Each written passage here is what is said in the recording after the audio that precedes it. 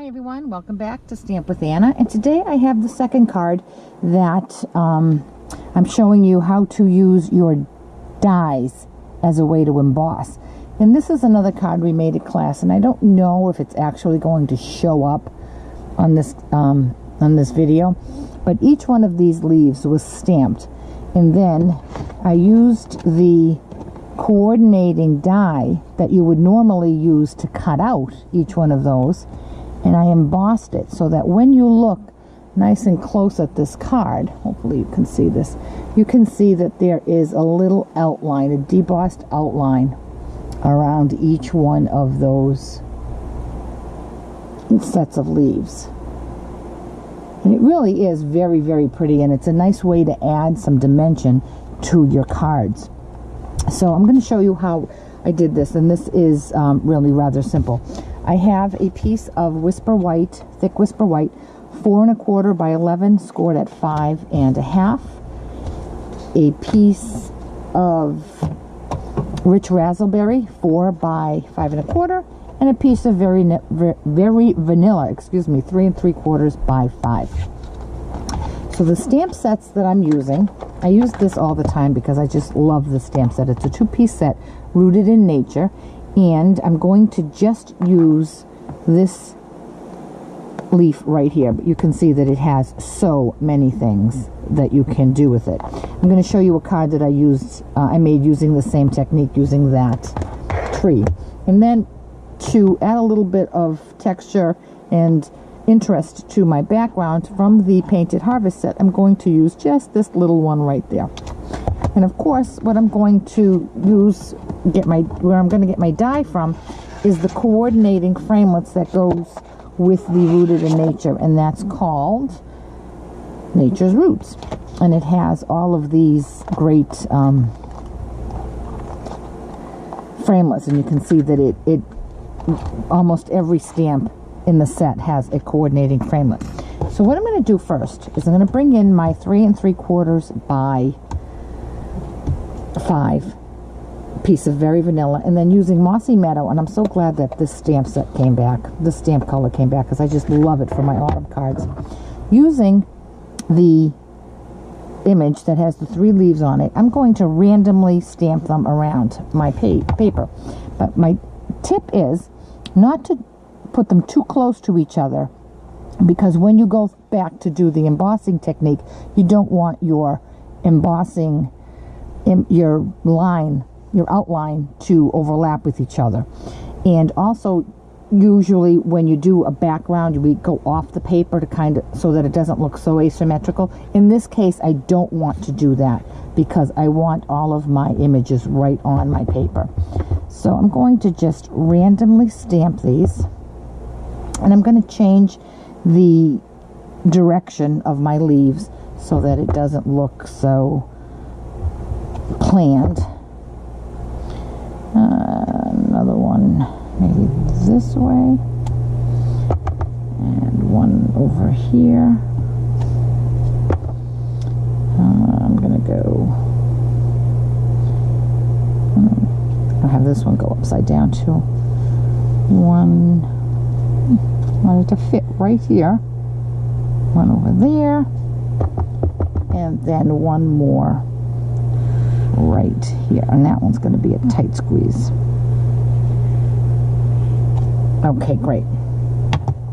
Now this is where the dimension part comes in. Stampin' Up! In the annual catalog came up with, introduced I should say, these embossing mats, and it's a set of 3 pieces. There is a white plate, and then there are these 2 mats. One is a thick gray mat, and one is a thin blue mat. We're going to use the blue mat and the plate. So I'm going to bring in my Big Shot.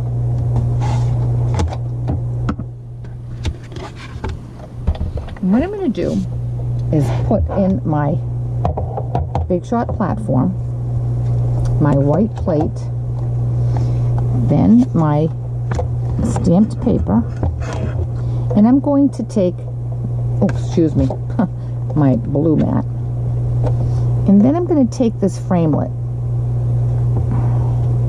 and I'm going to outline each one of these. Stand up so I can get this straight.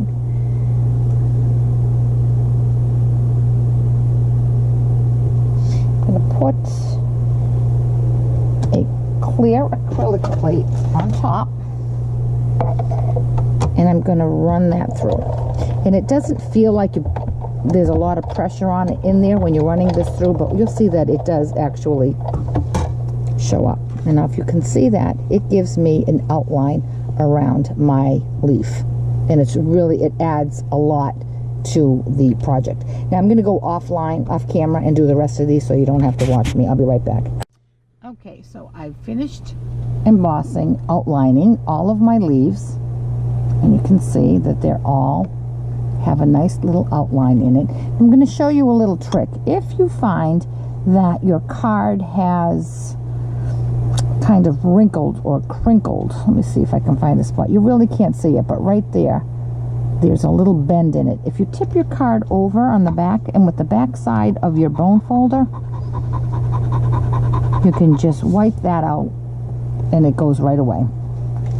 Okay, so now I'm going to come in with my rich raspberry, and I'm going to use that little stamp from the Painted Harvest, and I'm going to randomly fill in my background with these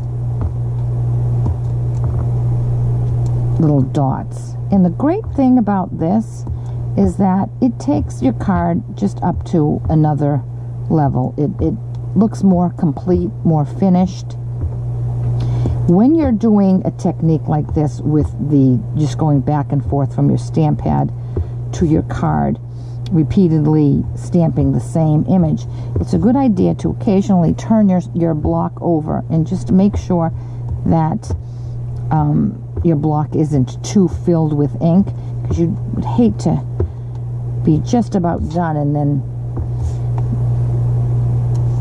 get lines from the outside of your block on your project, and it would ruin your project. So there it is, and that just adds such another layer to it.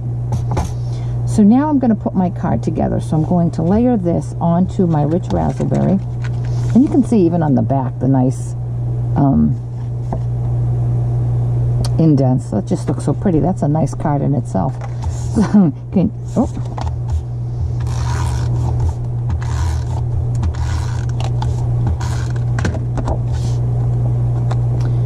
Now on my sample card, I had this really great ribbon here, and I love this ribbon. It's kind of a denim version of the rich raspberry. Obviously it's discontinued, and I use all my discontinued ribbons anyway. So we used that at class last weekend, so I ran out. But I do have another roll of ribbon, and this is a grosgrain. It's 5/8 of an inch, whereas this one here was just 1/4 of an inch. But I think that's going to work. I'm going to do it a little differently though. I'm going to make a faux bow. Well, actually, that's what I did with the other one. So I'm going to take my long piece and lay it flat. I'll put my shorter piece across it, making a T. And then I'm going to bring my long piece in. This is going to become the back of my ribbon. The back of my bow, I should say. And then, holding the back straight, I'm just going to tug. Give it a nice tug, nice tight tug.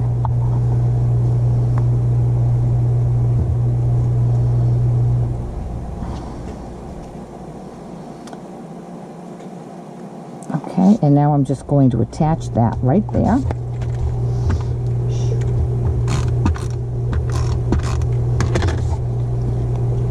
Center that up right there.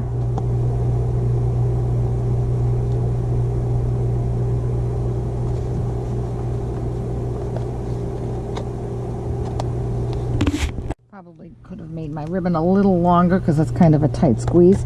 And now I'm just going to attach this to my base.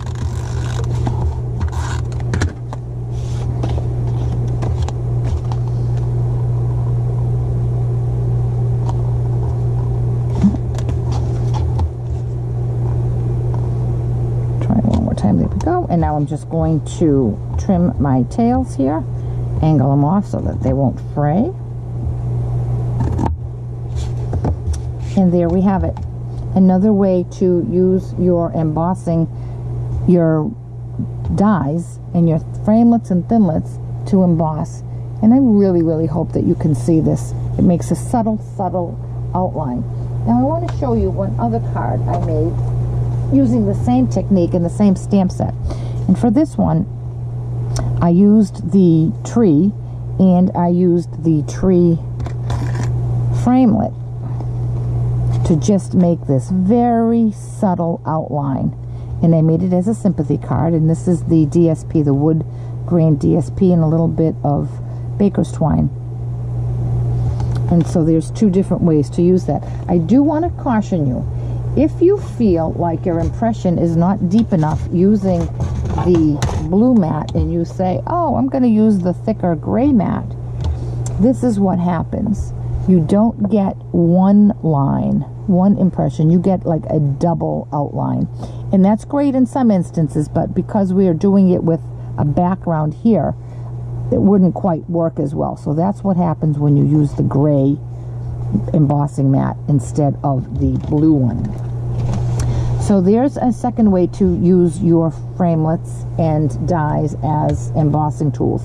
If you have any questions at all about this project or any of the products I've used, please contact me through my blog, www.stampwithanna.blogspot.com, and I'll be happy to answer any of your questions. And while you're at my blog, I suggest that you sign up for my newsletter by hitting the subscribe button.